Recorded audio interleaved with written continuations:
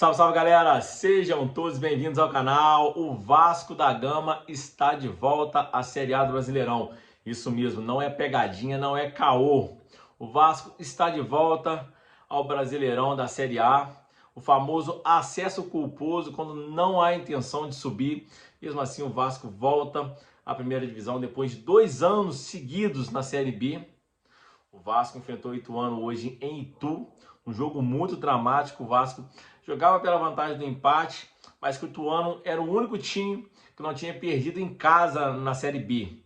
E o Vasco, né, convenhamos, a torcida vem sofrendo muito, sem clubismo nenhum, deixando a sacanagem de lado, a zoação, né, a rivalidade, que para mim o Vasco é o maior rival do Flamengo desde quando eu entendo de futebol. O Vasco já foi uma instituição gigantesca, hoje em dia não é mais, sem clubismo nenhum, porque o Vasco deixou de ser competitivo há muito tempo e estava disputando esse ano a sua quinta Série B. O Vasco caiu em 2008, 2013, 2015 e 2020. E repetiu a Série B esse ano 2022, ou seja, disputou 5 Série Bs. Disputou em 2009, 2014, 2016, 2021 e 2022. Um time da grandeza do Vasco, um time que é tetracampeão brasileiro, um time que é campeão da Libertadores, da Copa Mercosul, campeão da Copa do Brasil, várias vezes campeão carioca, que a gente tem que lembrar, o Campeonato Carioca, Campeonato Paulista, Campeonato Mineiro, Campeonato Gaúcho, até meados dos anos 2000, era extremamente disputado.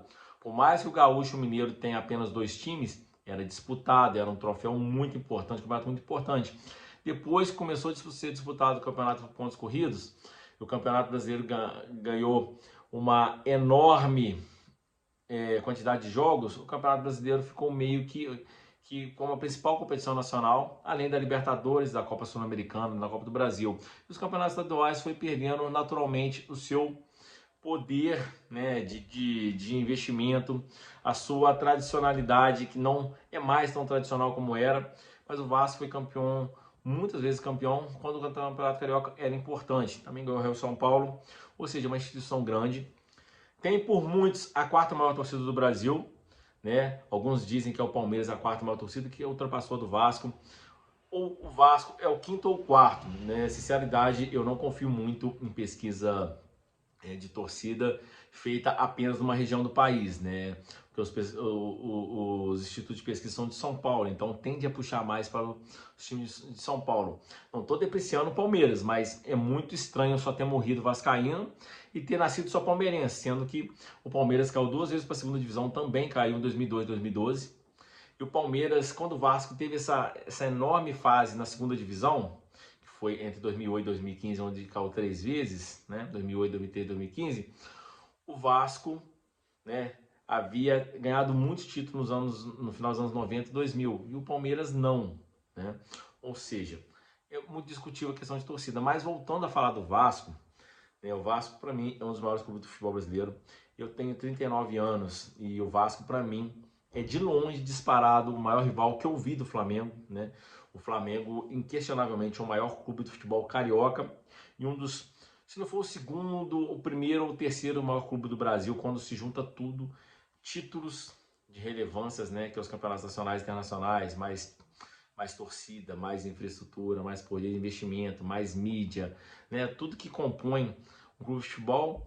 E o Vasco, desde quando eu entendo por gente, foi aquele time que sempre esteve ali batendo de frente, humilhando muitas vezes o Flamengo, como em 97, naquele triangular do Campeonato Brasileiro, o Vasco foi campeão em cima do Palmeiras com 2 empates, jogava pelo empate. O Vasco mete um 4-1 no Flamengo, com o Edmundo dando show. E o Vasco teve várias seleções naquele final dos anos 90, né? Com o time daquele banco americano, Bank of America, se eu não me engano. O Vasco ganhou 2 brasileiros, ganhou Copa Mercosul, Libertadores, foi ao Mundial e seria justo ele ter vencido o Real Madrid, que jogou muito mais que o Real Madrid na final do Mundial. E o Vasco, depois daquela final contra o São Caetano, da João Avelange, em que ele colocou o logo da SBT na camisa dele, né? Tô falando sério, não tô brincando, né? Deixando o clubismo de lado.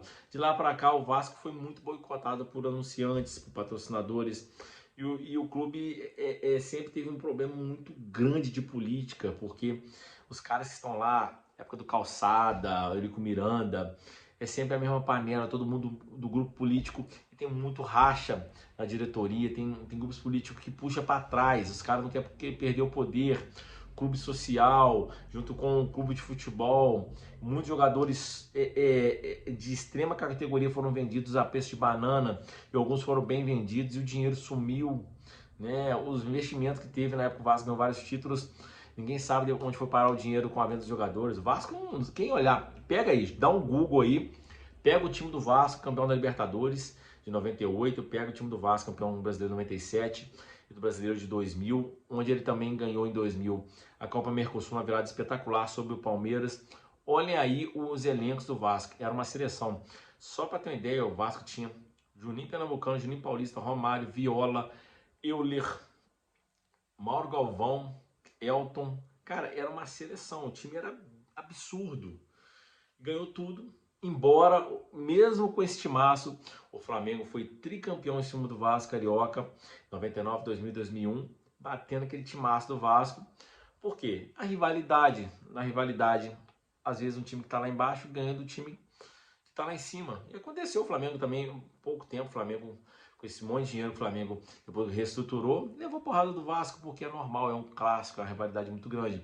Mas o Vasco, ele subiu hoje com o Ituano, como eu disse, foi muita sorte ter arrumado um pênalti com 2 minutos de jogo e uma expulsão, porque o cara meteu a mão na bola, então é rua. Fez o gol, depois passou sufoco com um jogador a mais.